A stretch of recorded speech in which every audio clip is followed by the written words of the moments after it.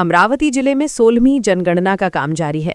अप्रैल माह से शुरू हो रहा है, जिसके तहत 6 से 11 अप्रैल के दौरान फील्ड ट्रेनर का प्रशिक्षण सत्र शुरू होगा, जिसके बाद प्रगणकों का तहसील निहाय प्रशिक्षण होगा। इस जनगणना हेतु करीब 4000 के आसपास प्रगणक काम पर लगाए जाएंगे, जिसके चलते सरकारी व अर्ध सरकारी कर्मचारियों की सूची तैयार करने का काम तहसील स्तर पर कराया जा रहा है। उल्लेखनीय है कि पहली बार जनगणना की प्रक्रिया डिजिटल स्वरूप में होने वाली है तथा नागरिकों के लिए पहली बार स्वगणना का पर्याय उपलब्ध कराया गया है। ऐसे में जिन लोगों के पास इंटरनेट व स्मार्टफोन है, वे नागरिक पोर्टल अथवा मोबाइल ऐप के जरिए अपनी खुद की जानकारी को घर बैठे भर सकते हैं, और जिनके लिए ऐसा करना संभव नहीं होगा, उनके घरों पर प्रगणकों द्वारा भेंट देकर जानकारी को संकलित किया जाएगा। इस संदर्भ में दी गई जानकारी के मुताबिक जनगणना के पहले चरण हेतु मुख्य तौर पर घर एवं परिवार से संबंधित 33 प्रश्नों की सूची तैयार की गई है, जिसमें घर की छत, कच्चा या पक्का मकान, घर की मालकी, निवास योग्य कमरे, विवाहित जोड़ों की संख्या, पानी एवं विद्युत आपूर्ति, शौचालय व मल जल निकासी, रसोई घर, रसोई हेतु ईंधन व्यवस्था, radio, TV, internet, laptop, telephone, mobile phone एवं वाहन संख्या जैसे प्रश्नों का समावेश रहेगा।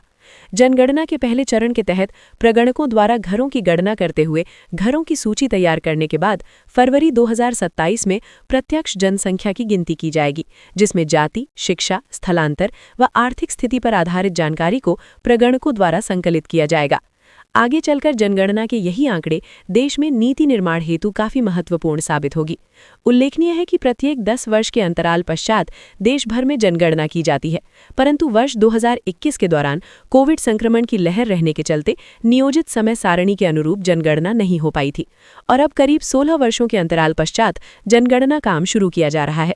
ज्ञात रहे कि देश में पहली जनगणना सन 1872 में हुई थी, जिसके बाद सन 1881 में पूरे देश में एक ही समय पर जनगणना की गई थी।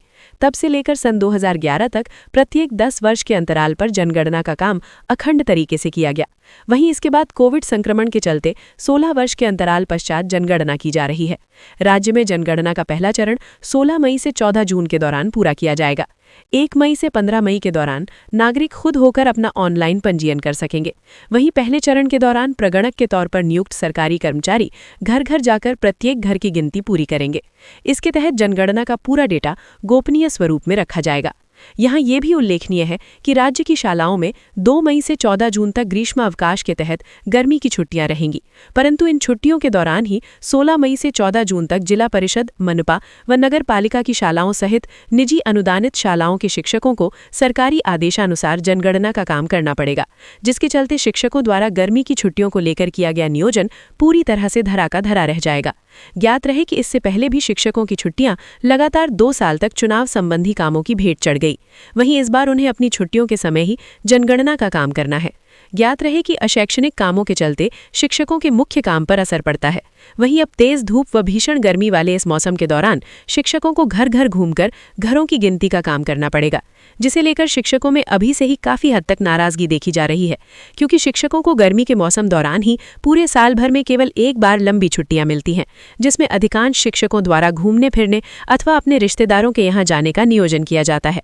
लेकिन विगत 2 वर्षों से ऐसी छुट्टियों के समय ही चुनाव एवं मतदाता सूची से संबंधित काम शिक्षकों को करने पड़े थे। वहीं अब उन्हें इस वर्ष की गर्मियों की छुट्टियों के दौरान जनगणना संबंधी काम करने होंगे। इसके चलते उनकी गर्मी की छुट्टियों का नियोजन पूरी तरह से गड़बड़ा गया है। हालांकि सरकार द्वारा स्पष्ट किया गया है कि जनगणना का काम करने वाले शिक्षकों को उतने ही दिनों का विशेष अवकाश भी दिया जाएगा, लेकिन इसकी वजह से भी आगामी शैक्षणिक सत्र के कामकाज पर परिणाम पड़ सकता है।